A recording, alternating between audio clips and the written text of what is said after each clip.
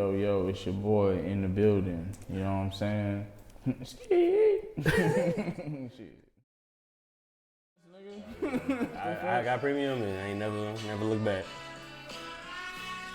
Okay. The icebreaker. Sometimes they call me Undertaker, cause I just pop up. I'm the greatest, nigga. Ali, yeah, I made it. Nigga, hold on, I'm stronger. Yeah, my rhymes go longer. I'm the river, I keep flowing. Yeah, nigga, I just keep going. 1, 2, mic the check. I am the fucking best. My money tall as check, nigga. You best earn my respect when you come to my city, nigga. It's touchdown like 6 points, nigga. I go another round like it's MMA. I don't play, nigga. This shit is not EA. Hold on, nigga. It's not East Bay. That mean my style is not for sale, nigga. I go to Yale, nigga. That mean I'm higher. Smoking grade A, nigga. I am a flyer. Yeah, I am a flyer. Yeah, I'm getting higher. Yeah. I'm about to climb on the mountain. I'm about to go ahead and drink out the fountain. Yeah, I don't care if that water clean or dirty. You know, I'm about to go ahead and hit them with a 30 or 40 or 50. I don't give a fuck if they call me 50-50. Nigga, I'ma get with thee. I'ma get with her and I'ma go ahead and split her until I flip her. And I don't get if a nigga wanna fuck with that bitch. Okay, you can have her, Mitch. Goddamn nigga, what's the sitch? What's the stitch? Like I am Lilo. God damn it, I am sipping Clico or Voov, man. That's the same thing though. I am so fucked up, I can't stand. Hold on, I don't know when I'ma land. Nigga, do not give a fuck about your plan, nigga. Cause when I come through, nigga, I am the man. God damn it, nigga, I'm standing on business, nigga. I can't manage all these bitches I got in my contacting me on the daily. I don't get it, nigga. Damn. Hold on, I am the river, like I said earlier. I'm flowing, I am gifted, nigga. It is not Christmas, nigga. I am not sifting, no. Am I simping, nigga? Yo, bitch, it is licking on my dick, nigga. I am the dick, nigga. I am the. Hold on, nigga. My pigment means that I am great.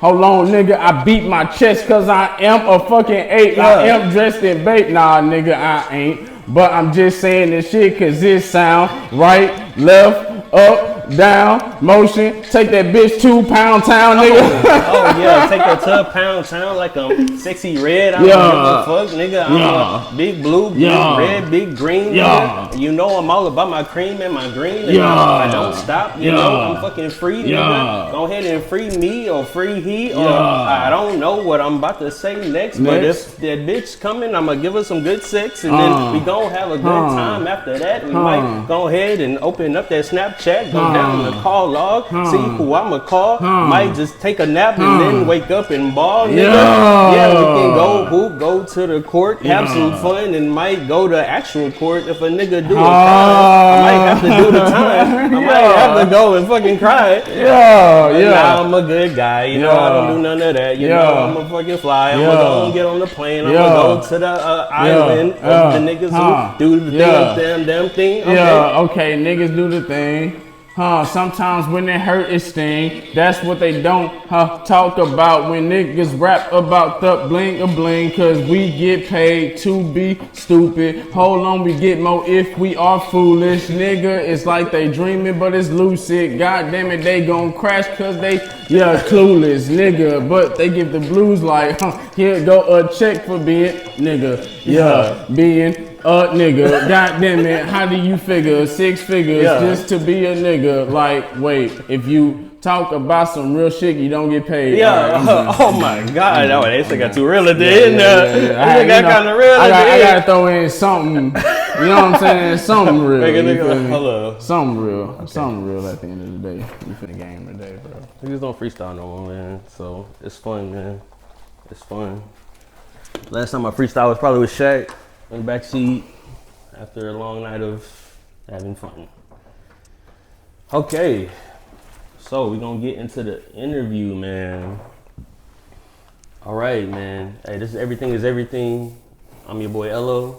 I got my boy Balance, aka Rishad, you know what I'm saying? I know you by your government, so I won't call you by your government. Yeah, no, but we're gonna talk about a few things here. We're gonna get into some good light topics and some deep topics as well. So you know, so we had the freestyle, so we're gonna go right into what's going on for you right now, man. How's life been treating you? Phenomenal, bro. Fatherhood, you know, that's always something new every day. You feel me? So that's exciting. Okay. I got Stoney's Island going on. For those that don't know, it's like a excuse me. It's like a acoustic, intimate, psychedelic vibe for cannabis lovers. You know, it's at one of the best dispensary out here. It's called Stoney's Island, Stoney's House. I'm sorry. And but it's pretty much centered around the artists getting the most intimate experience with their fan base, with the crowd. You know what I mean? Because I feel like one of the biggest problems in the underground showcase movement is that, you know, you'll go to a place and you like really excited to perform, you tell people to come out, and then, you know, you get there and, or you already know ahead of time, but it's like 5 to 8 to 10 different artists going along with you, and it's like, you know. Yeah, like a real showcase where it's just like, you know, almost like a survival of the fittest, like, okay. Yeah, and you know, you might be the 8th out of 10. So everybody done left by the time you went. You know what I'm saying? But you might be the livest one there. Yeah, no, I've definitely been to a couple of them. Yeah, so it's like, you know, I really want to give the artist a chance to have like the most intimate experience with their audience. You know what I mean? But at the same time, what separates me from other platforms that may be doing this is that, you know, I really provide an experience. So it's like, you know, I have my boy Chef Vinny there catering the food. I have, you know, alcohol in abundance. You know what I mean? Cannabis, pre-rolls is given to everybody that walks through the door. So it's like, you know, the experience itself along with the show is something that you're not really getting everywhere else. And that's something that, one, I love to do, and it's something that, you know, I want to provide to the artists that's out there. Yeah, man. I saw I saw the first one you did, and it looked like it came together well. You know what I'm saying? I definitely plan on being on the next one. I do have some more questions about that we'll get to a little further into the interview. But good stuff, man. And congratulations on that coming together, bro. Appreciate it. Yeah, it was definitely a time. It was definitely a time. All right, so let's get into something more specific. What were you listening to on the way here? And why?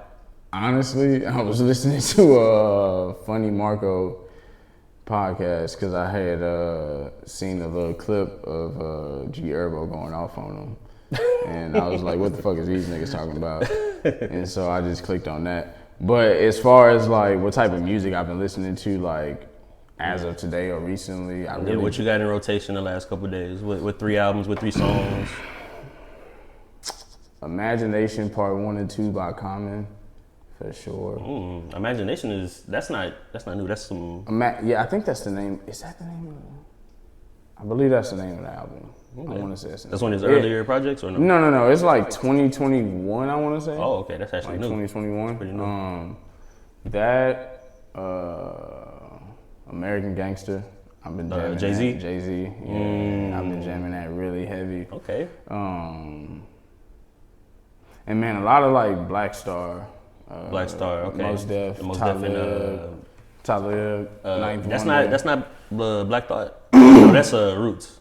That's Roots. That's Roots. Talib Kweli and Mos Def is Black Star. Yeah. Okay, so you on some like, it's like Common, Black Star, Jay-Z, like that. It's crazy. That tells me a lot about you. That tells me a lot about you just off of just what you got in rotation right now. Because I mean, I can't tell you that I've even listened to more than a few songs from like Black Star. Common has some classics, but I've never listened to a whole Common album front to back. And I mean, some of y'all gonna agree with me, some of y'all not, but I'm not a Jay-Z fan. Even though he's, legendary, arguably the greatest, even though, I mean, I could put up a good argument why he's not. he's up there. But what's the argument? We don't have to get into the argument. I just want to know what the argument is. Me personally, because I don't remember us arguing about this when we was young. I've been a Jay-Z fan since we was kids. So like, now that we're talking, I do recall like, but we've definitely had some discussions about Jay-Z because it's starting to come back to me. Mm-hmm. But Jay-Z, man, as I got older, I realized that Jay-Z is just a little too cool. He a little too polished. For my own personal, what I like to listen to, he like everything's effortless. He deal drugs the best. He rap the best. He wear the best clothes. He got all the best females. It's like, okay, well, that's not that relatable to me, but that's good for you though. And then some of his lyrics are just they're so intricate that I can't really grasp them that much. Like I need something a little bit more like. Okay, like let me get the surface level part and then, okay, I can dig a little deeper. But sometimes even the surface level stuff lyrically for him is just, it's a little bit over my head, That's interesting. So I'm drawing towards somebody like Eminem, Kanye. As you can see, Kanye, he wears his heart on his sleeve. His emotions are right there. You can tell what he's going through, like off the first couple lines.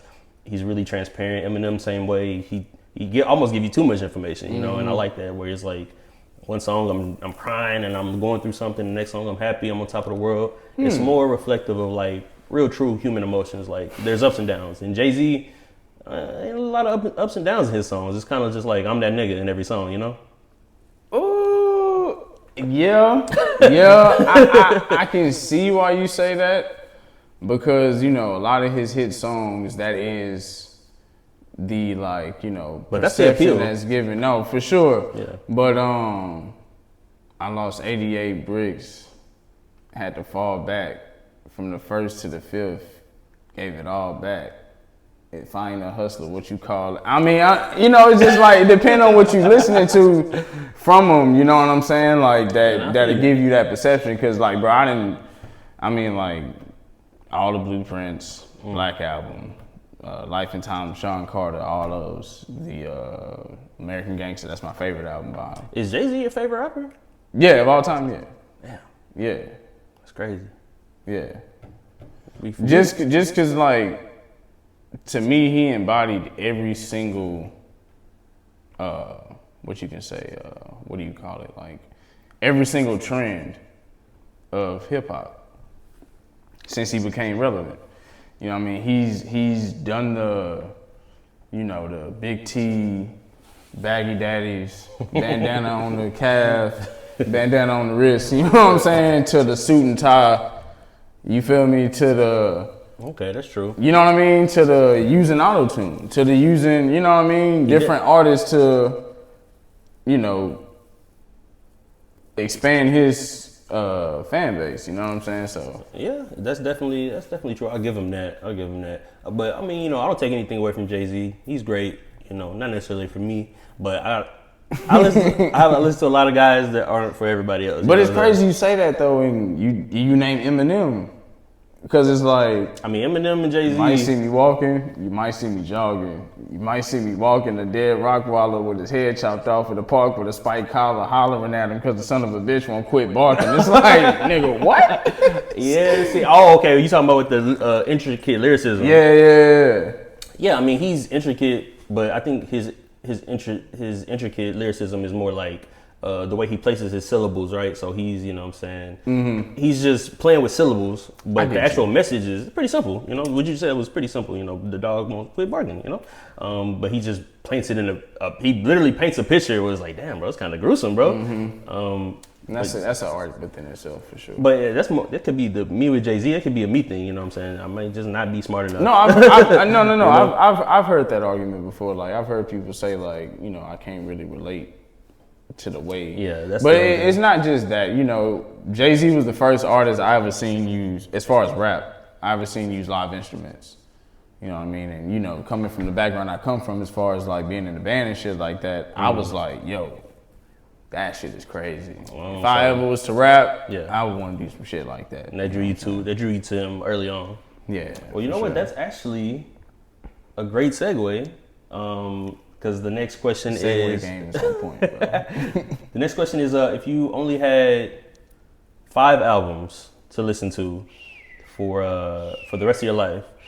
So, and let me get into this question, right? So let's say any music you ever hear for the rest of your life, you cannot pick up the frequency. It's just silence to you. And if one of these 5 albums come on, then you can actually hear it for the rest of your life. So you got 5 albums. What you rocking with until you die? Now, while you think about that, Man, that's crazy. I'm gonna go ahead and throw out a couple of mine. That's something I play with, man, because it's like, all right, man, do I want to listen to hip hop for the rest of my life? You know, The Weeknd is one of my favorite artists. You know, so I ended up kind of coming up with a comment in no specific order.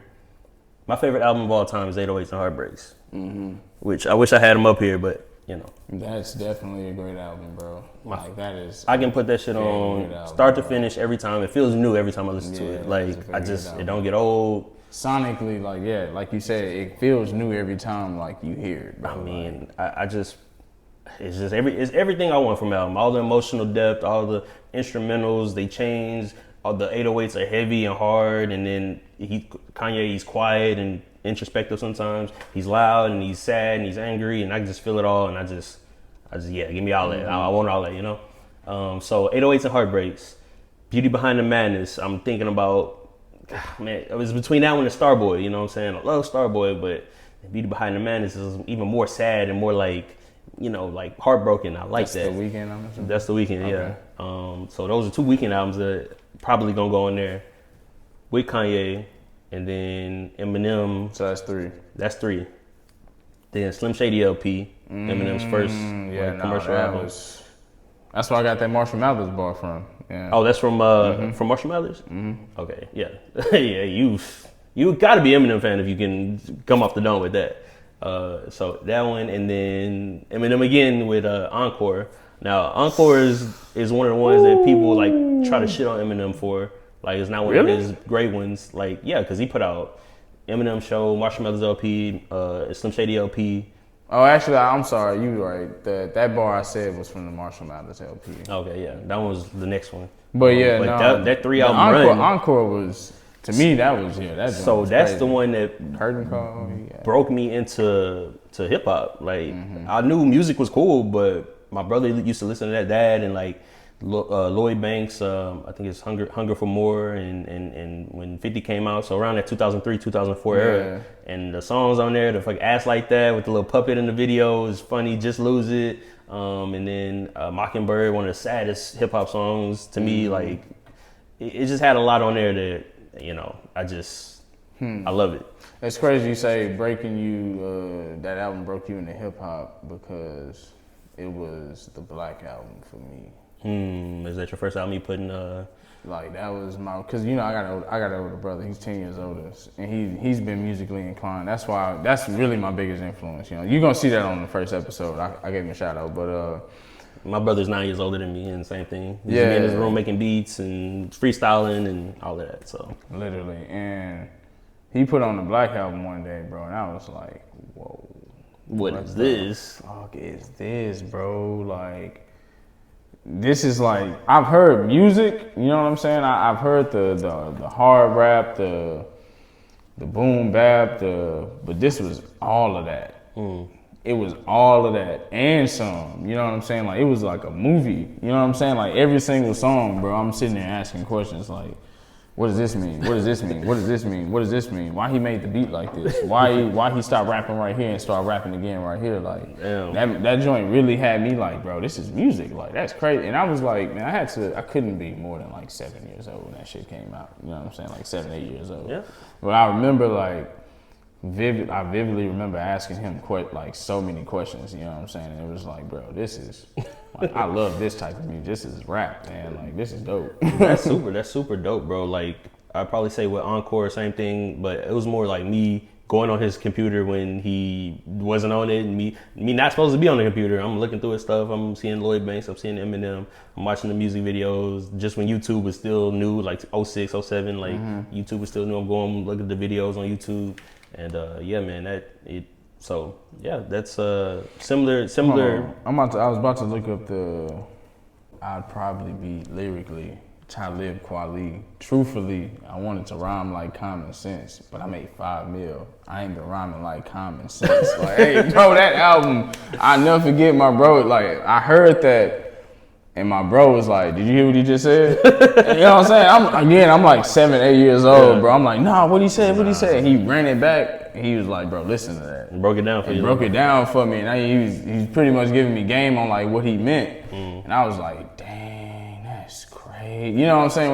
When you a kid, you like think that shit. Like, yeah, fuck, like he a superhero at that point. Yeah, nah, facts, bro. But if I had to put a time, okay, I'd say 5 albums I had to listen to.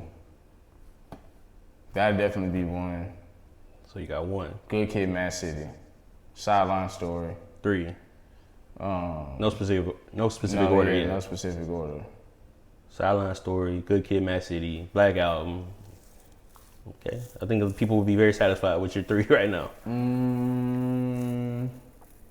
So you want to listen to hip hop for the rest of your life only? You know, I'm not. I don't dislike R&B, but I've never been one to go out and listen to an R&B album. That's surprising. It is. I listen to a lot of it. You know what I mean? Don't get me wrong. Like, I say I listen to a lot more old school R&B than like current R&B. Okay. Like, definitely. You know what I mean? Like, I mean, it was better back then. Yeah, it was. You know what I mean? So it's kind of because today's R&B is kind of It's different. I'm not trying to shit on anybody, but it's like it's not generic, but it's kind of like, you know, if you hear this and then you kind of hear that, you already know what it's about to. But you could argue that that era, late 90s, early 2000s R&B, that, you know, there's a lot of baby this, baby that, come back, baby, I'm sorry, baby. I think about it from the perspective of the time, you know what I mean? Like, a lot of shit was still newer at that time, you know what I'm saying? Like, you go from the 80s, you know what I mean? Like, the whole party era, like, straight, you know what I'm saying? Like, let's get to it, you know what I'm saying? Let's party and, you know what I'm saying, boogie on down to baby, let me love you. You know what I mean? Like it was a new perspective. It was a new wave on R&B at that time. I feel like, you know, with today's era of R&B, with everything that we have, there should be like I guess you could say a better version of that. But I think if you know where to look, you'll find it, right? You might find it. I'm also speaking from a mainstream perspective. Like, okay, yeah. Like a lot of mainstream R&B is like. I mean, what is mainstream R&B at this point? Man, I don't like name dropping. I ain't gonna lie to you, but you know, commercial shit, you know, radio shit. You hear it on the radio. You know what I'm saying? It's played on 97.9. You know what I'm saying? Like that's how you kind of know it's like a generic kind of R&B song. You know what I mean? Because you can play it on the radio, on the hip hop station. You know what I'm saying? It's like kind of meant to please everybody. Kind of like exactly. Like you're not about to play certain, you know, love songs on 97.9, like on the rap station, like because it just don't give that vibe. You know? You heard of Georgia Smith? I actually haven't, bro. Georgia Smith, I found her on the Black Panther album from 2018, the one with Kendrick, and she had a song with, I think it was her and like Khalid or something, but I've been on her, so that's what I was listening to on the way over here. Falling or Flying by Georgia Smith. If y'all fuck with Georgia Smith, that's something to look out for. It's pretty good. So all right, so no R&B. Let me see. If I had to throw an R&B album in there, no rock, no alternative, no subgenres of hip hop, just, you know, because you got 3 classics. Yeah, it's like that was a real hip hop. Like, I mean, straight hip hop. I mean, hip hop is great. You know. I see you. So if I had to, man. I mean, don't get me wrong. I'm a fan of all genres of music at the end of the day, like from rap to polk. Like I would listen to polk just for the instrumentation and see what, like, man, I can send this to somebody to get sampled and they can take this and chop it up and boom, boom, boom. You know what I'm saying? I can make something out of this that people wouldn't expect. But from a perspective of, if I'm gonna listen to a full thing, like that's why this question is cool, because it's like, all right, it's all I got. It make you think, like, yeah. That's all I got, bro. So if I had to throw an R&B album on there, I could probably give you an artist that I'd probably listen to rather than an album. So I would say, man, it's tough. Ooh, that's tough. Who was a fucking music soul child or what? Got Anthony Hamilton? Or Nah, bro. Honestly, it would probably be somebody, and this is gonna surprise you because of everything I just said. But it'll probably be somebody like a Ari Lennox, or that's not bad. It's not. She's new though. Yeah. But you only got one album anyway, so. Yeah, but I mean, bro, she's definitely fire, bro, and like I think just her overall vibe is something I can listen to all day. You know what I'm saying? Okay. But yeah, I would probably say her or. Okay, no, I'm taking that for the fourth spot. I need the fifth spot now. All right, bet. And you can do hip hop. I mean, this is what you got to listen to. No, this is making me think. I like this. I would say for my fifth. None of these. For my fifth one, bro. Ooh, sheesh. That shit tough, huh? That's tough, bro. I already did 4. God, that's how I was, bro. All right, bro. Oh my God. You got the college dropout.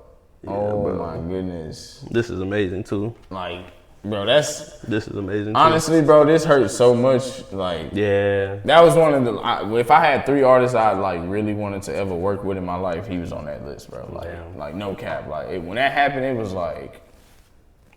But anyways, I would probably say. Don't throw the Carter on there, man. I'm like, well, how can I not, bro? I kind of want to say Ari off me, like, nah.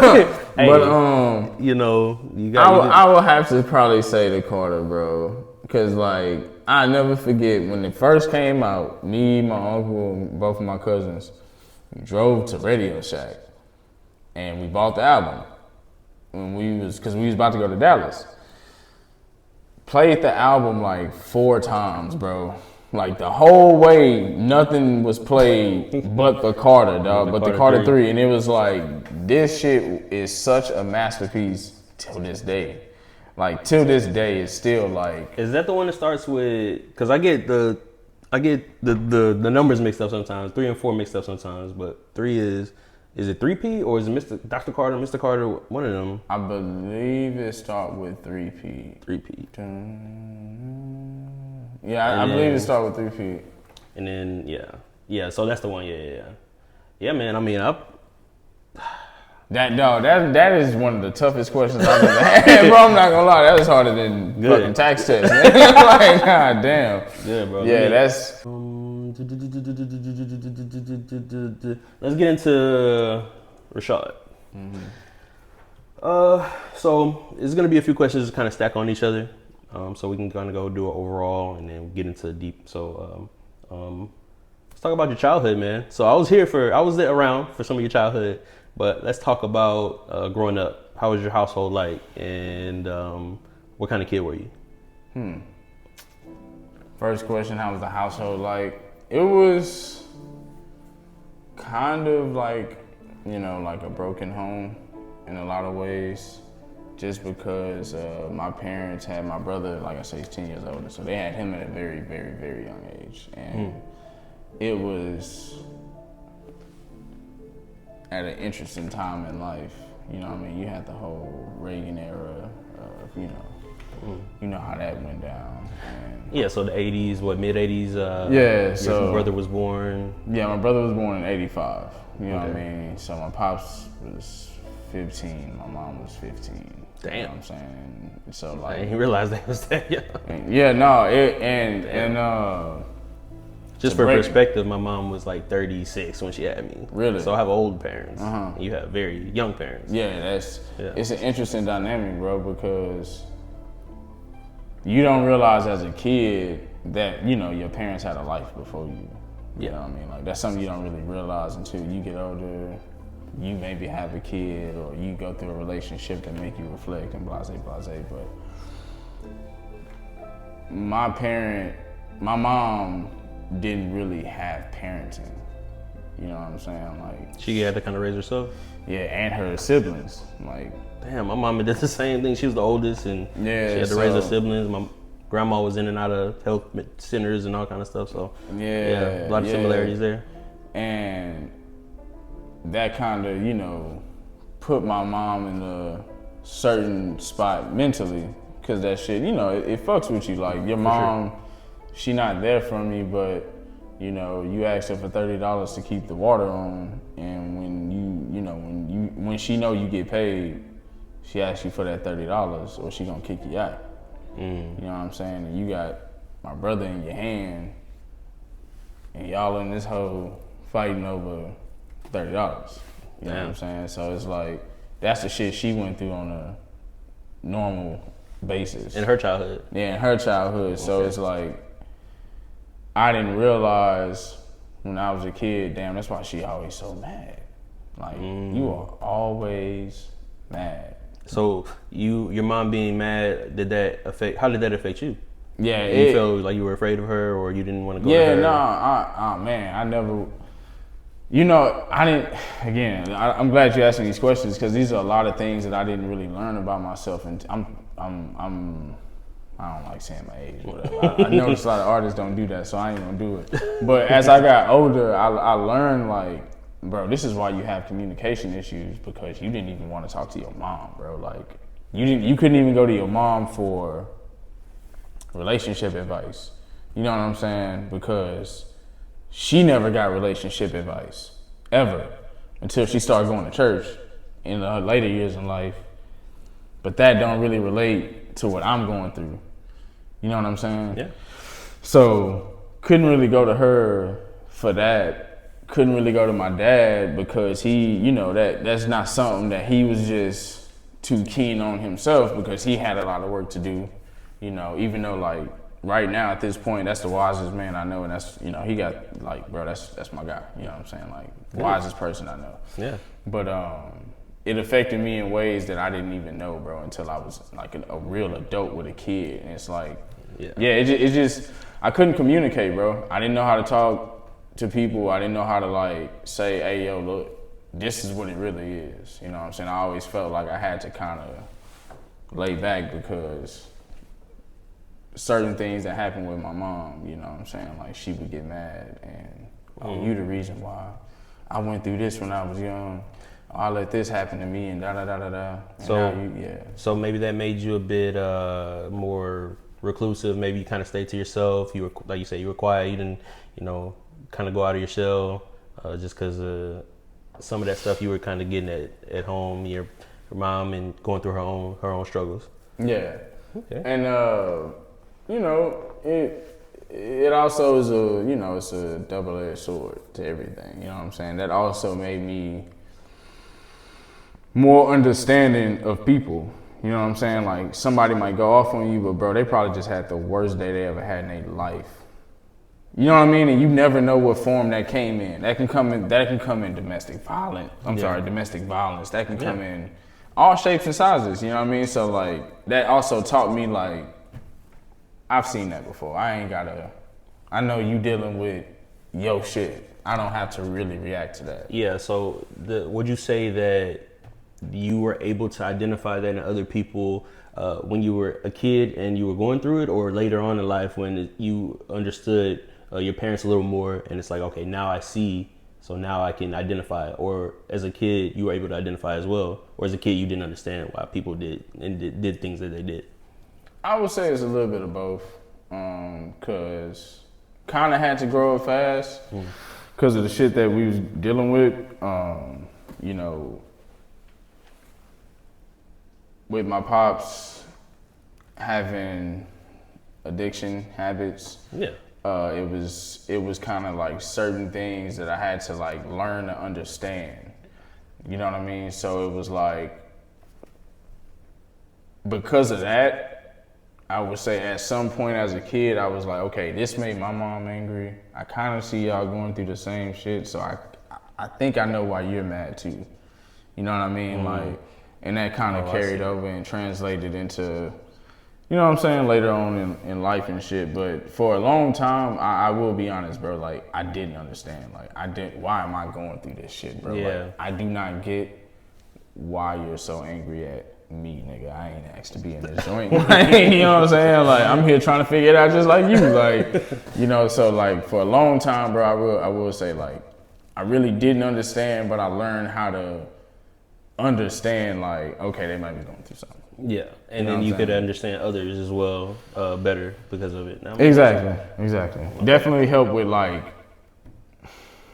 okay, so for example, middle school, you know, I wasn't the toughest guy on the block, or I wasn't one to like, you know what I'm saying, like just go start no shit. Yeah. So if I met a person, I always want to scrap. You always pissed off. You always trying to be, oh, I'm on this person ass, I'm on that person ass. I can low key tell you going through some shit at the crib. You know what I'm saying? Yeah. Like I could identify that. If you was a female that always felt like you had to be on, okay, I can tell you probably going through this. Yeah. You know what I'm saying? Like, cause that, like I said, bro, up until that point, I didn't seen and dealt with a lot of like different shit. So it's like, I can tell you doing that because of the shit that I went through up until that point. So yeah. Yeah, no, that's I mean, that's similar to me. I just, for whatever reason, I've always been an empath. So I can, whatever you're going through, even if you don't tell me, like I can I become whatever you are. Like whatever emotions you're going through, I can feel it. You know, so that allowed me to have that type of like, okay, like I'm not gonna get all mad. I'm not gonna, oh, you talking to me this way, you doing it like, I get it. Like I get what you're going through. So let me have the patience with you. Let me be the one that's gonna be patient and actually like take a second to be like, all right, well, you know, maybe let me look at it from this perspective instead of it being a head-on clash, you know, or with a female where it's just like she wants this, she wants that. Well, okay, well maybe so and so, and she went through this. So I get you on that. And it's funny because you segue again perfectly right into middle school. So we went to middle school together. We didn't go to high school or elementary together, but we went to middle school together. So I remember some of your girlfriends you had back in the day. So tell me about how some of those relationships went and what you may have been going through in your own life as opposed to how you interacted with the girl you were with. And maybe they didn't quite know what was going on with you, or maybe you were really open with them, and you know, as a middle schooler. So tell me a little bit about some of the relationships you had and how they began and how they ended. Boy. So the thing about me in middle school is that's when I really discovered like my words can do the same as, you know, somebody with the lavest drip. I had wrote a poem. I don't know if you remember Miss Moore, but I wrote a poem. I remember Miss Moore. That was the best teacher I had, bro. Best English. teacher. Yeah. What, 6th grade English for me? Yeah, same. Yeah. She had said, write a poem to anybody. You can be in the class, you can be outside the class, it don't matter. But write a poem to somebody and, you know, let them know how you feel about it. So I had wrote a poem. I don't know if you remember it, but her name is Brittany Rouse. I wrote a poem to Brittany Rouse, and I'll never forget, everybody in the class was like, whoa, what, like, bro, that was, you, what?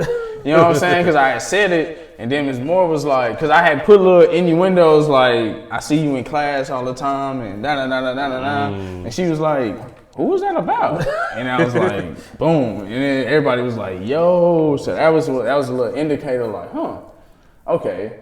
Because before that, don't get me wrong, when I was in elementary, like whenever we have to, like whenever math, history and all that, but whenever it came to writing stories, oh yeah, like that was my thing. I love painting that picture, you know what I'm saying, and like making it theatrical.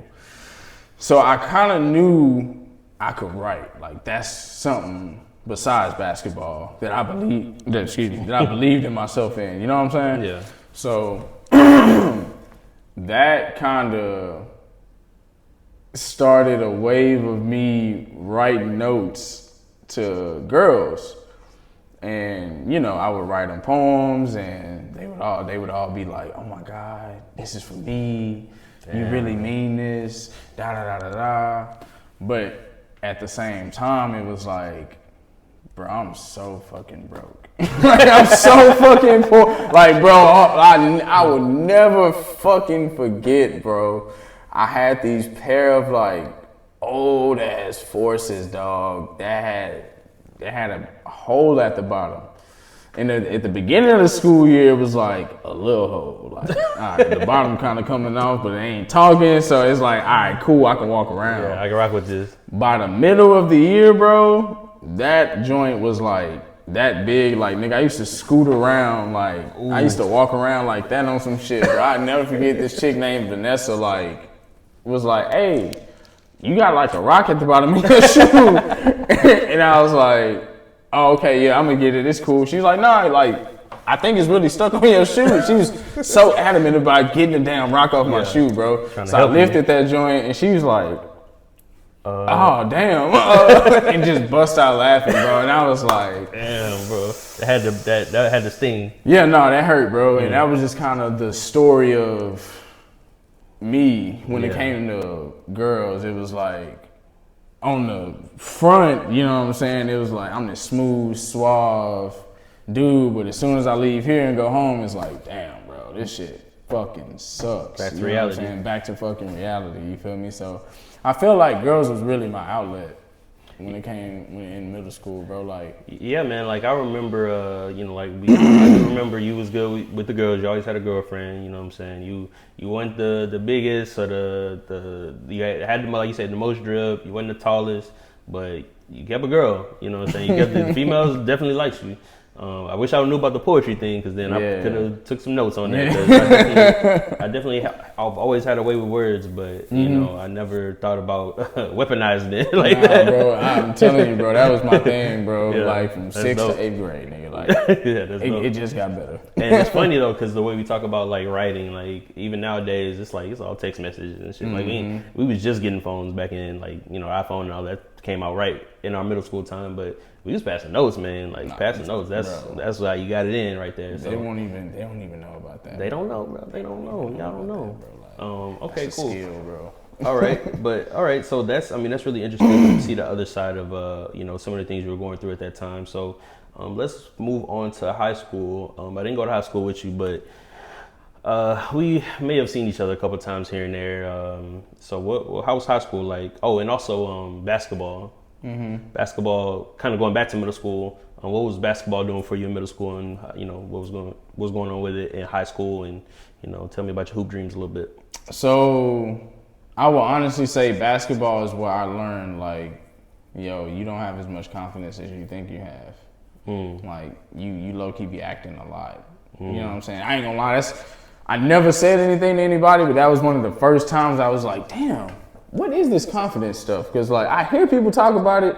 You hear it in all the, you know, positive, uplifting songs that they do and shit like that in middle school when they come to the school and shit like that. You know what I'm saying? But it's like, what is that shit really? Like, what does it feel like to really be confident? Because, like I said, I would write the girl a poem, but at the end of the day, I'm doing that because that's all I got. Yeah. Like, I don't have the walk in, ooh, like, no, nigga, I have to make myself, you know what I'm saying? Like, no, I have to make myself present. Yeah. It wasn't just you being able to do it with your presence, like you had to try. I had to try. You know what I'm saying? Like, I had to really write that hoe and like, that shit ain't gonna work. Yeah. Like, let me make sure that, what that nigga said in that song? Like, okay, let me take that, make it my own, and then, like, you know what I'm saying? Like, reword that bitch. Yeah. So, like, when it came to basketball, I'll never forget, bro, 6th grade, trial for the team. No, 7th grade, I tried for the team. Coach Hullaby passes somebody a paper and was like, here, you know everybody that can hoop. Pass it around to the people who should be on the team. I never forget, they didn't pass me the paper until the last person. And I wrote my name, right? Next day come, the coach tell me, hey, we gonna let you off the team this year. No, you gon' when I tell you the next part, you gonna really say. He was like, I was like, okay, what happened? He was like, we letting Malik on the team. Damn, not little dark Malik. Yes. Damn, bro. And I was like, damn, bro. Huh? You know, I could hoop. You know what I'm saying? Like, yeah, I could hoop. You know what I'm saying? Like, that really wasn't a question. I could hoop. it was like, Malik? That was the first time I've ever felt like people didn't believe in me. But that also made me realize that was the first time I noticed I didn't really have confidence in myself. I always depended on the confidence of other people in me to believe in myself. To boost you up. Oh, you think I'm good at this? Bet. Even with the girls. You like it? Bet. Yeah. Because even if they didn't like it, I still could have thought, this shit fire. You see what I'm saying? Yeah. But that household shit I come from, but blase, but that's a big role basketball played in like middle school, because when I didn't make that team, bro, that shit crushed me. Like, bro, it was just like a real, like, bro, it wasn't a question of my skill set. Like, I never questioned my skill set. Like, do I suck? No, it was like, what? Like, you think you really think like I'm that non-impactful to where you'll put somebody who does not know how to play back. Like, it wasn't like he just not as good. Like, the dude didn't know the game of basketball. He didn't know rules. He didn't know basketball. He didn't. His mom called and said, hey, can you put my son on the team? Wow. And you decided to take me off because you didn't know me and replace me with somebody that you knew did not know how to play basketball. Like, I mean, like, bro, got the ball in the game and just start walking. Like, did not know how to play basketball. Yeah. Like, that shit, bro, I would say that shit shot my confidence from middle school till I became an adult. I'm not even gonna lie. Like, cause that really, like, it fucked with my psyche, cause like I said, bro, I was already going through a lot of shit. You know what I'm saying, at home, and I thought this and this was at least two things that I can't go wrong in. Like, even if I don't have nothing but the shoes with the holes in them, I can go hoop. Like, with the holes in the shoes, nigga, I can go hoop in them hoes. Yeah. You know what I'm saying? Like, I can go right in them hoes. It is what it is. I still have this. But when that happened, bro, it was just like damn, you do suck. Damn, like, not you do suck, but like, don't nobody want you. You know what I'm saying? Like, that's really what that felt like. Like, don't nobody want you, bro. Like, they cool without you. And then I started to notice, like, the people who did get picked, they had all the shoes. They had the respect. You know what I'm saying? They had the loyalty. They had, everybody knew their names. You know what I'm saying? It was one person, two people that really knew I had it in me, but they just knew it had to come out. And that was Coach Sabin and Mr. Linton. Mr. Linton used to always be like, bro, why you not hooping? Like, you know what I'm saying? Like, he used to be like literally confused. Like, why are you not? I don't understand how you not on the, like, why you not? You know what I'm saying? So that helped, but just that happening, bro, like, it really felt like, yeah, niggas, we good, bro. You know what I'm saying? Like, and that, like I said, that carried throughout a lot of my, like, I mean, that's what, pretty much into adulthood. And then once you became an adult, it's like, all right, now I can really take a look in the mirror. I kind of understand myself a bit. I understand the world a little bit more. But at that time, I mean, I can understand that would just be a haymaker, like the biggest haymaker to the gut you could have ever got. Yeah, nah, it was. But when I became an adult, though, it was just like okay, bro. All right, you ain't had confidence all this time, and look at you, bro. It don't help. so like, you got a choice to make, fam, and like. This is around the time I will say my brother started showing me Eric Thomas. He showed me Eric Thomas, I think, when I was like a senior in high school. And that shit, like, really, that changed my life, bro. Eric Thomas. He a motivational speaker. They call him E.T. the hip hop preacher. That's just what, like, honestly was a catalyst for, like, me, like, saying, like, hey, bro. Because don't get me wrong, I still, could talk to the females. I still was good at writing. That's something I never stopped. That's something I would always use as a backbone, bro. Like, I would always, I set it up like, hey, what you think of this? You know what I'm saying? And oh my God, this is so beautiful. This is so sweet. It's so nice. Oh, for real? I can write you one. You want me to write something about you personally? You do that for me? Yeah, give me like 5 minutes. Dang, bro. Not like for real, you know what I'm saying? Like so, It's like pretty smooth, bro. Yeah, it just. Damn, why I ain't do that shit? Damn, make me want to go back real quick. Like, hold up. Nah, you still can though. That's the thing though, bro. It'll be even liver now. That's true. the thing. It'll be even liver now because it's like you grown. So, you know what I'm saying? Like, make something shake with that. Okay, nah, for real though. I have to write that down. Mm-hmm. Yep, just going right poem. Okay, that's a bit. All right, so going into the next one, let's see, we got here. We talked about relationships with parents. We talked about your siblings. How many siblings do you have? I have an older brother and I have a younger brother that died at birth. Today is actually his birthday. Wow. Yeah. Damn, died at birth. Mm-hmm. It's crazy you say that. My mom always told me that I had a twin. I had a twin that never developed. They got stuck in her. He got stuck in her fallopian tube, so he never developed. So I guess he never was really, alive. But yeah, I was gonna have a twin. Damn. I think about that sometimes. No, same, bro. That's another thing that used to kind of fuck with me in middle school because my mom never. She had this photo book under the TV that she kept, but she never let me open them. I guess it had pictures of them, because when they come out, they make you they still take pictures, you know what I'm saying? She never let me open it, and I never forget I had a dream, bro. Miss Moore was in it. I'll never forget this dream. She's like, Rishad, come to the front of the class. And she opens this book, and she's like, that's your brother right there. I don't know why the fuck that dream happened, bro, but I never forget that. But that shit fucked with me so hard because it made me think, like, man, would I be a better person? Like, would I pay attention in class more? Would I be a better example for him?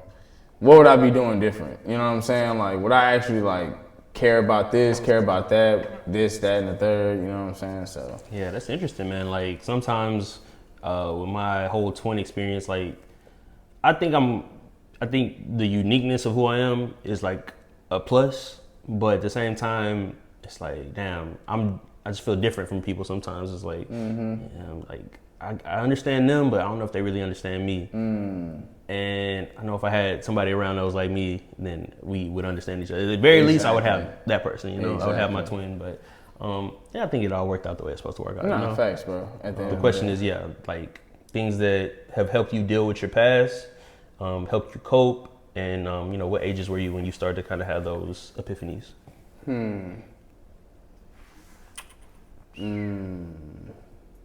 Definitely writing, bro. Like, I was always one to, like...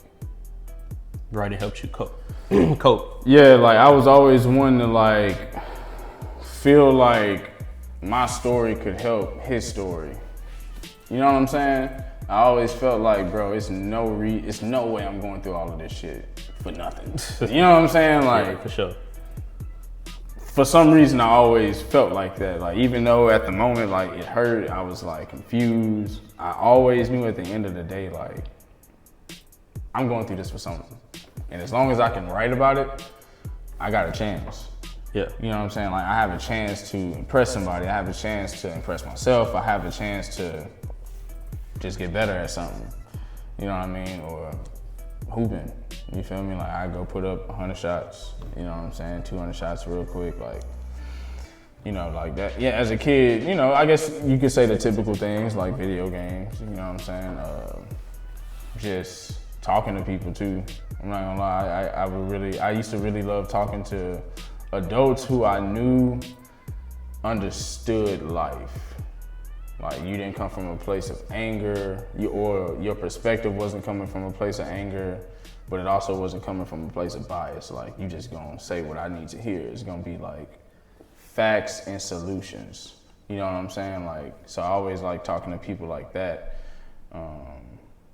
Yeah, having the awareness to even go and search for that as a young person is, that's commendable. Yeah, bro. Cause it was just a lot of shit that I was going through, bro, at that time that stemmed from a lot of trauma.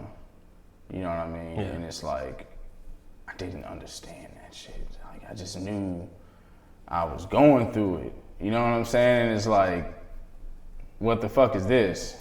Yeah. Like, a lot of trauma is like, you know, especially when it's early on, it's all, you know, it's all you know. So it's kind of like, this is normal, right? But as you start to get older, you start to be around other people, other kids and stuff. It's like, okay, this ain't normal. Yeah. So maybe, you know, maybe let me ask some questions. It seems like that's what you did, you know, try to kind of search for answers a little bit. Man, it's some shit. It's a lot of shit I want to dive into, bro, because it's like, I feel like it's a lot of kids that go through this shit, bro. And it's like, when you a kid, you don't know how to talk about it. You know what I'm saying? But like, when I was young, bro, I had a pornography addiction. When I was young. You know what I'm saying? But that stemmed from shit that I went through earlier in life that I didn't know. I didn't understand it. You know what I'm saying? Like, I didn't know you waking up feeling like this every day because you already released this type of dopamine. So now it needs that same hit every single day.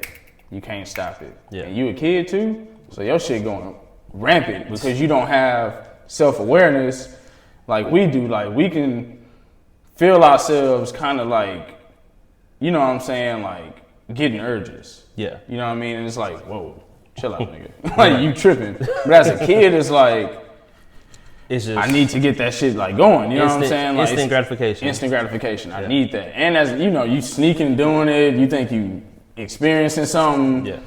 But even talking to adults, like, not asking them directly, but asking them indirectly, like, yo, what does this mean? Because I know that, like, bro, it was, you know, I don't want to make anybody feel anything, but to me, it was just like weird. It was like, I don't really like this, but I can't stop. Is this what addiction feel like? Is this what they call a drug addict? Wow. I just started asking myself all kind of questions, you know what I'm saying? Because it was like, understand. Because I'm trying to understand, but this is something I feel like a lot of kids go through. I feel like it's something that needs to be talked about and dealt with, bro, because what people don't realize is, one, that, like, you know, it spikes your dopamine, and a spike of dopamine can lead to a lot of other defects. You know what I mean? Like, when you release that, bro, like, it's a lot more than just kids. Like, it's a whole flow of energy. You know what I'm saying? Like, the chemicals in your brain change. Literally, you know what I'm saying? From that, so now, instead of you knowing how to talk to a female, you know what I'm saying, you kind of don't know how to navigate yourself in certain conversations because your brain is just used to seeing a woman and she's just getting, you get what I'm saying? So now you don't even know how to relate to them because your perspective is just, it's all messed up. It's all messed up at such a young age. So now every chick you see, you just want to smash. You know what I'm saying? And now it's normal to you because, I mean, fuck, society makes it normal, bro. It's not even, it's in every movie, it's in every... The crazy thing is you're saying something that is, you know, as you get into it and I mean, that's, you're flowing into like this normalcy, right? Like, that's the norm now. Especially, well, it was back then. I think it's honestly worse, even worse now. But, you know, just young guys growing up, and it's just like, I'm trying to smash every girl I can. And, you know, I don't even look at women, attractive women, as like real people. It's just kind of like a conquest, you know. And I think nowadays it's even worse. The music, bro, we turn up to little 15 and 16-year-olds talking about they about to smash this chick, that chick, and I be like, if that was, you know what I'm saying? Like, if that was a video, that would be considered child, you know, the P word. But then it's like, because it's in a rap song, this shit is okay for us to condone a 16, 17-year-old to... Now, like, don't get me wrong, it's like, you understand, like, you know, you probably exploring at that time, but it's not something that you should be exploiting. You know what I'm saying? Like, you got it right on the head. I don't really... And it sucks, bro. It's the way it's been for a long time, and you know, it's something that we don't talk about enough. And I'm glad that we able to get into it a little bit here, because you know, being able to look inside and really understand, you know, why we feel the way we do, and help somebody else. You know, I think that's important. Yeah. But and so I would say in high school, it was more so like just trying to hide behind, I mean, the attempt to keep up with society. You know what I'm saying? Like, yeah, because if you're not getting with girls, you're not doing this, you're not doing that, then it's like you're not accepted, you know? I'm not really a normal person. You know what I'm saying? Like, I never, see, this is the thing, this is the caveat to that. Like, I've always known my purpose was to, like, uplift, help people, you know, like, be the person that can, like, nah, bro, like, you got this. That's just life. This is reality. You got it. You know what I'm saying? Like, I always knew that was me. So, like, when it came to certain things, like, oh, you lame because you ain't got this, you ain't got this. Like, I'm telling you, I would always tell people, like, bro, 10 years from now, you will not be shit. Like, my dad was just as live as you was. You know what I'm saying? Like, nigga wore best dress for 10 years while he was in school. You know what I'm saying? Like, B-boy used to, like, when it was live, you know what I'm saying? Like, he was that dude. He's not that, you know what I'm saying? Like, no, don't get me wrong, no, that's my pops, like, of course. But that goes away, though. He would even tell you, like, that shit that ain't it. You know what I'm saying? Like, that's smoke and mirrors, you know what I mean? Like, that's something I always knew deep down inside, but it was just like, this is reality. Like, niggas on your ass, bro. Like, you know what I'm saying? Like, niggas is on your ass right now. You know, at the end of the day, like, you know, the light at the end of the tunnel is way bigger than this shit right here, but it just hurt to go through at that time. So I would say, like, you know, shit, man, like, that's when I really started smoking heavy, for sure. Yeah, that kind of goes back to, you know, coping mechanisms, right? So you did name a few. You named basketball, and basketball's always been there for me. I wasn't as good as you. I really was not good in middle school, but later on, that's crazy. He was definitely a service guy, bro. Like, you came in there and you did your job, bro. You came in and did your job, bro. Don't even, y'all used to be on my ass, bro. Once I shot that shit off the backboard that one day, bro, y'all not let that shit go, bro. So I don't hear none of that shit, Rishad. I don't hear none of that shit. I did get good in high school. Then after high school, I got a lot better. Like, a lot better now. So. But yeah, you was always able to hoop. You did, like, I guess I wasn't super exposed to the way you were with words, but I knew you was smart. Like, we was all smart. We was in Magnet, so we was all smart. And, you know, you was a smart ass. He was a smart ass. Like, somebody could say something to you, but it's like you always had a smart comeback. You always had, like, some shit that's gonna go over the person's head. It's like, bro, you know what I'm saying? Like, you would make a nigga want to fight. Like, if a nigga's just really, like, going at you, it's just like, man, I'm gonna just fight this nigga. Like, I can't, his words is too good. Like, I can't go back and forth with this dude. So, yeah, man. All right, so coping mechanisms, and then the realizations. Moving on to... But hold on, I want to touch on that some more, bro, because... Yeah, go ahead. It's a lot of people, because you said the good and the bad. So, I mean, that was the bad, you know what I'm saying? Like, you know, I use pornography as a way to, like, feel like, because the thing with it is, I always, like you said, bro, I was never bad with women. I always, you know, women always were attracted to me, but it's because of the perception that they had of me. But I always knew what I really, not technically what I really was, but what it really was.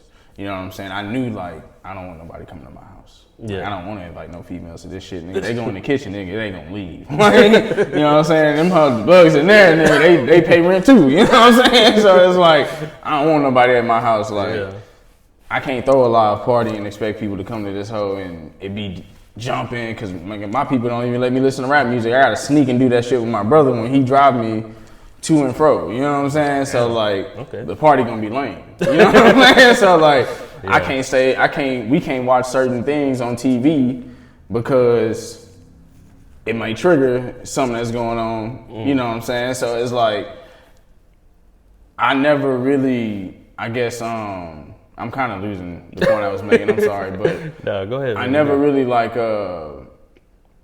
had a real coping mechanism, bro.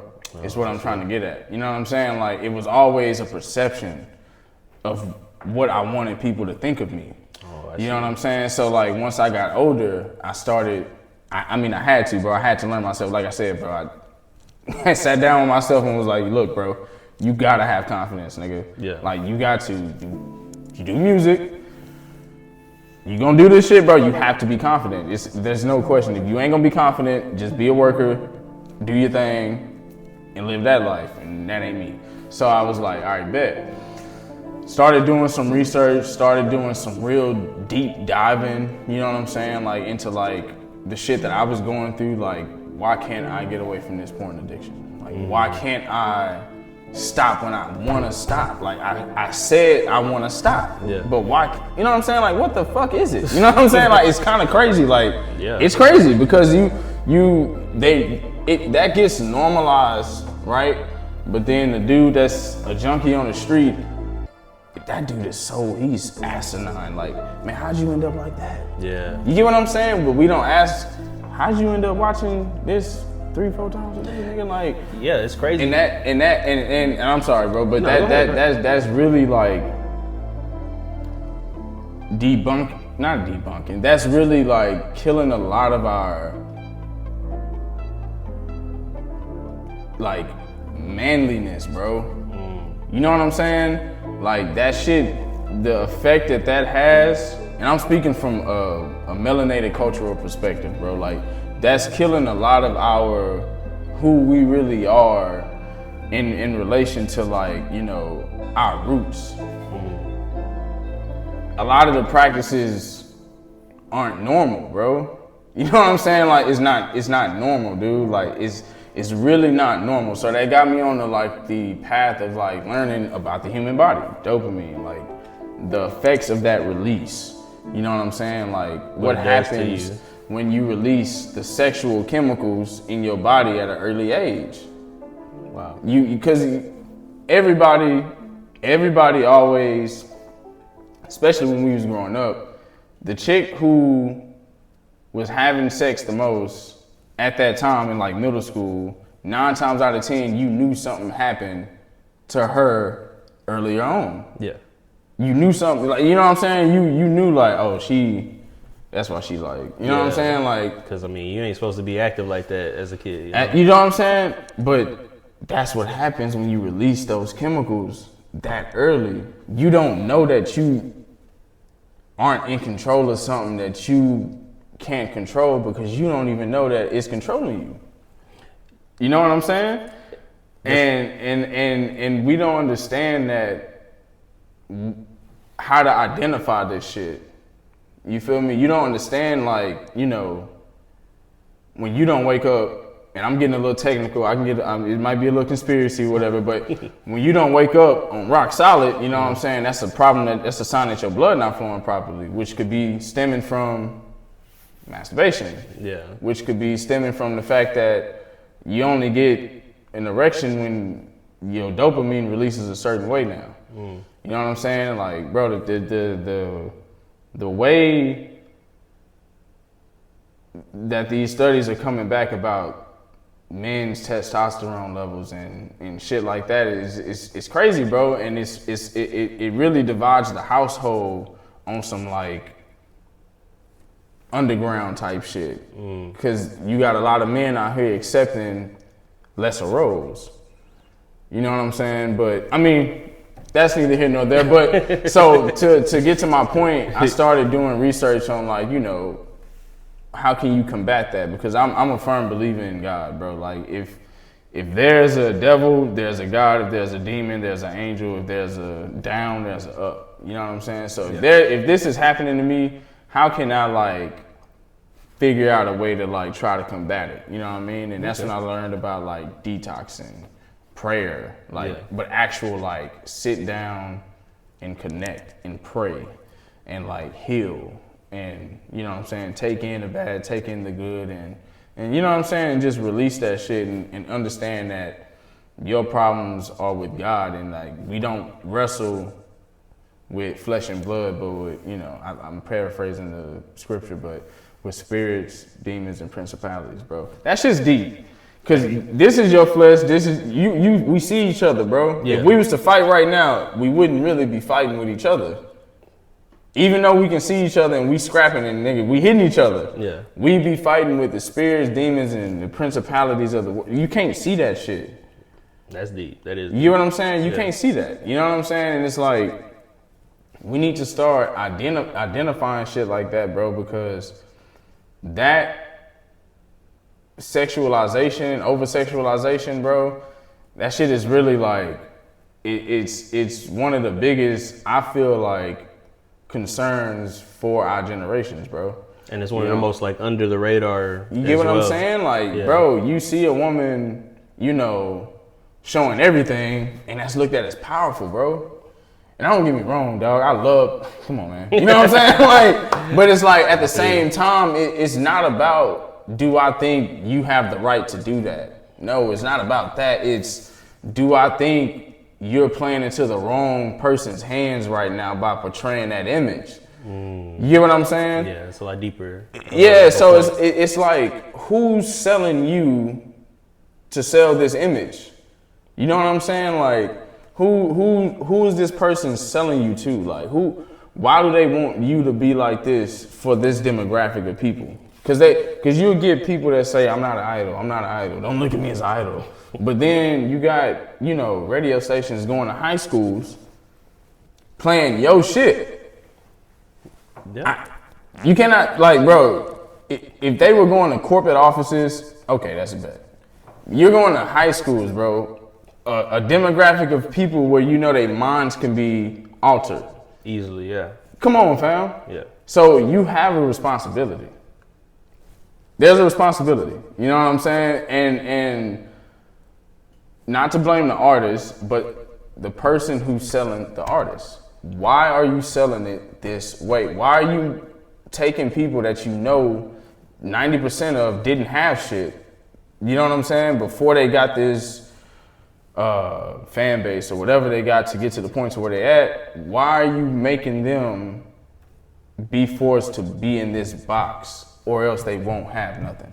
Hey, but doesn't that go back to, I mean, that goes back to way back of not treating people, not treating people like human beings, just a means to profit, right? Slavery, right? And not even just African slavery. Like, of course we know about African slavery in our country, but slavery is the oldest thing in the world. Like, there's been slaves all over the world, Egyptian slavery, all that.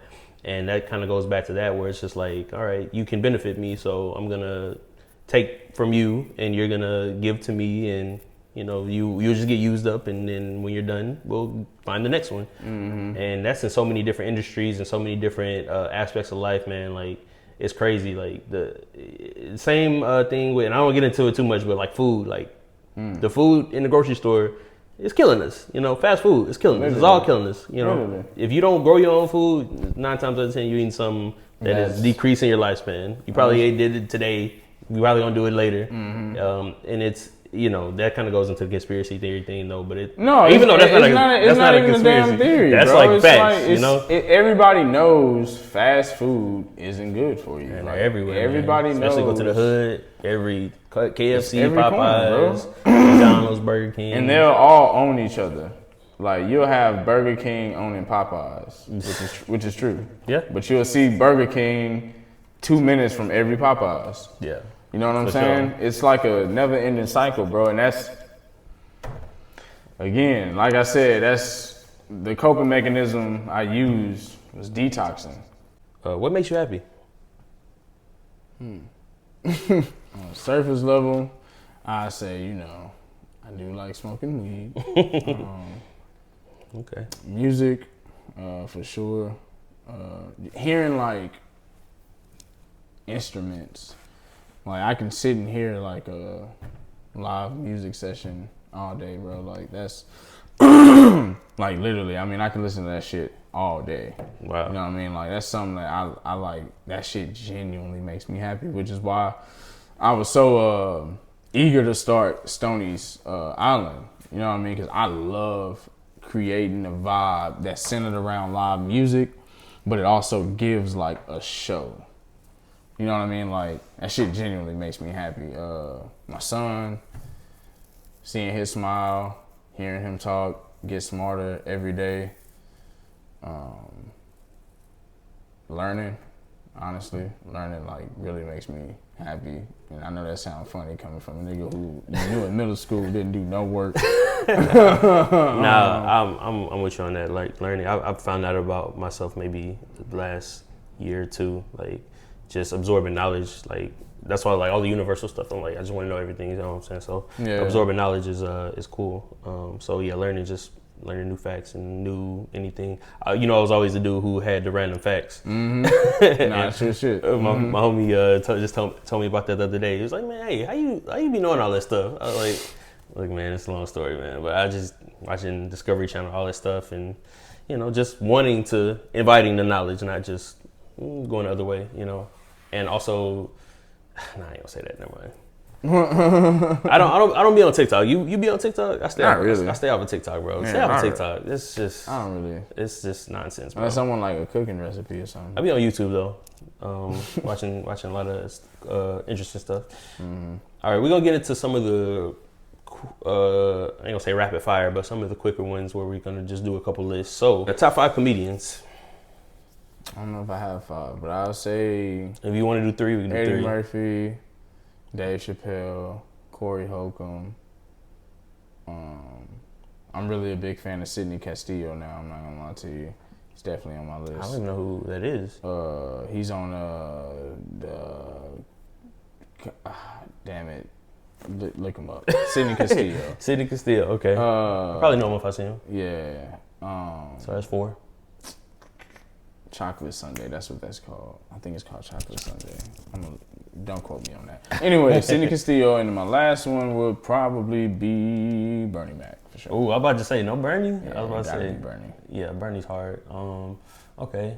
Do I have a top 5? I got my personal top 5, no specific order. Cat Williams. Damn, I forgot Cat Williams. Yeah, you only got room for 5 now. Yeah. Cat Williams, Mike Epps, I really like a lot, and I think he's very underrated. And Dave Chappelle, and probably for me, I probably got to go Eddie, and then I'm missing somebody. I'll go Bernie, Eddie and Bernie. Yeah. That round it out. Okay, so next one, top 5, because we were talking about rap so much. Top 5 R&B singers. So we can do a 3, and then we'll do the next 2. Man, so top 5 all time singers all time. We got goddamn. Where's Usher? Where's Chris Brown? Shit. Where's? I say okay. I'm sorry, I hate the damn mic. I say number 1 is I had to go with Usher just because that's my generation, bro. Like, okay, the nigga ain't missed since we was knee high to a grasshopper, bro. He got to be in there. So I'm gonna go with Usher. This next one gonna surprise you probably. I'll probably say Genuine. Oof. Just cause like I learned a lot of like performing shit from watching his like music videos. Nah, that's a good pick. Man. No R. Kelly? I was about to say it's so controversial. It's bro. hard not to put him in there though. Like, bro, come on, bro. It's hard not to put bro? him in there. Yeah, I don't blame you. I mean, he's not a good person, but he is a top 5 R&B. Like, the music he's is up crazy. there. Yeah, he might have to go in there. Okay. That's 3. I would say okay. Next, I don't know if Stevie Wonder is considered R&B. That's not R&B. That's like soul. Yeah. So I would say.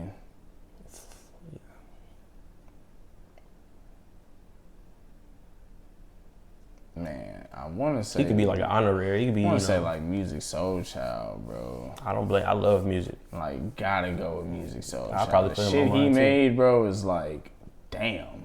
Like, the shit just sounds amazing. Yeah. I like and it. last, I would probably say. No, Anthony. I was about to say it's between him. No Beyonce. See, that's the thing. That's why I say I don't listen to enough like how bro. I gotta go Beyonce, bro. I'm just ending with Beyonce, bro. Like, I can't not say it because then now I'm thinking about Alicia Keys. You know what I'm saying? Like, God, it's a lot of them. It's a lot of them we haven't even mentioned. You know, Whitney. Bro, I mean, no. Whitney. Did we even? Is that? No, is that R&B though? Ain't that more on like the soul? Is it soul?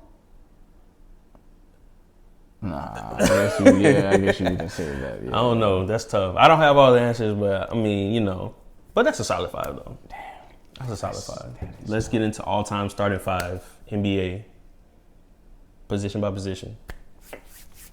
Point guard. Go with Steph. Gotta go with Steph, bro. No AI. Threes are more. Well, he's a than 2 guard. I'm sorry. No, AI is a point guard, but threes are more than 2s. You know what I'm saying? Preach. The man broke the all-time 3-point record, and I'm sure he has like at least 3 or 4 more years left to play basketball. Really, he can stretch that out if he just come off the bench and like just, you know, be a spot shooter. Yeah. So I'm gonna go Steph first. Okay. Kobe. Ooh, Kobe over Jordan. We just gonna breeze through that? Again, it's one of them things, like, bro, it's just the generation I grew up in. Like, I can't not. Is Kobe better than Michael Jordan, though? Woo!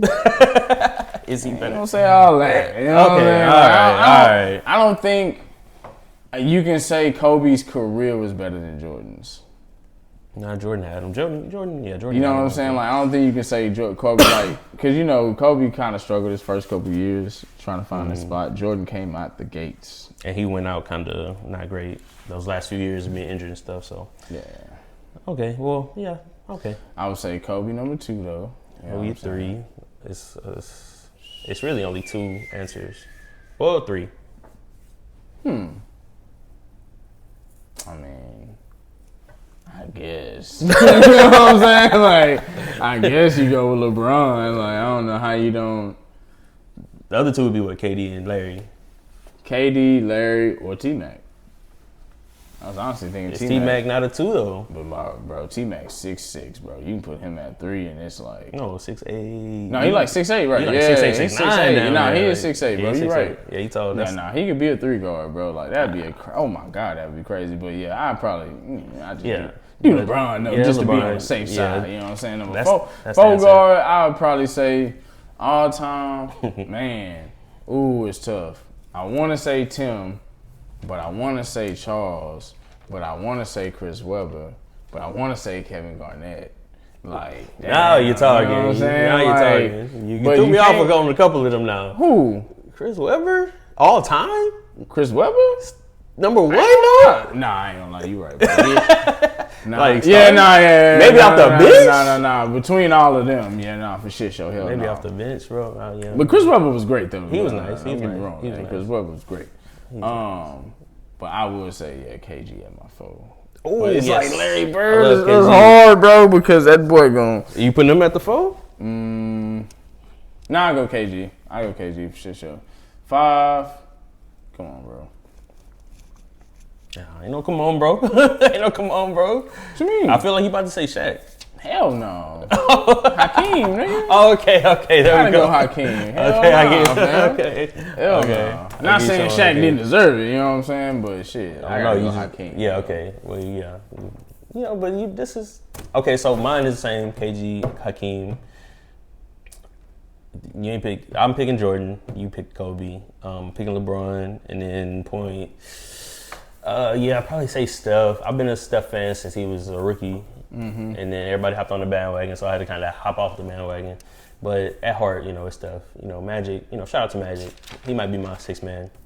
Yeah. But, I like Larry, too. Larry's one of my favorite players of all time.